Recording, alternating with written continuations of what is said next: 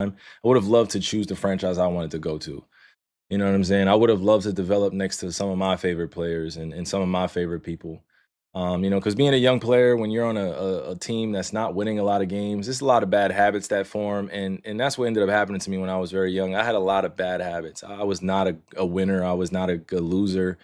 At all. Like I take my accountability. I had a lot of bad habits as a young player, and that came from losing games and just trying to get buckets all the time. Right. I know it may have been beautiful for everybody to watch and getting all the highlights and getting all the accolades, but all I really wanted to do was win. I've won a high school championship. You know what I mean? My goal was to win a college championship, and I've won an NBA championship. For me, I've grown up in this industry or grown up in this culture as a winner. I've won a lot of games. I've lost a lot of games. You know what I mean? I've been to the finals. I've won in the finals. I've lost in the finals multiple times. So for me, I'm happy with being able to get a chance to play with good teams. But when you guys make it about one player, it is kind of just weird. You know what I'm saying? Like it's not just one player that you have to promote. Like we had like solid players on our team.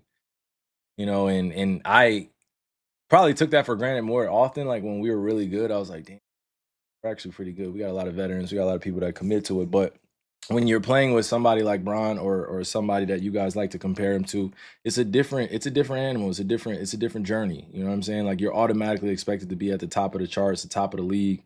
Every time you play with Bron, it's going to be a lot of media attention. It's going to be a lot of back and forth of narratives. It's going to be about a lot of spun narratives. It's going to be a lot of politics. It's going to be a lot of shit that a lot of people don't see in front of the camera. And for me, I was just a young person trying to figure it out. You know what I mean? It's not that I disliked playing with Bron at any time.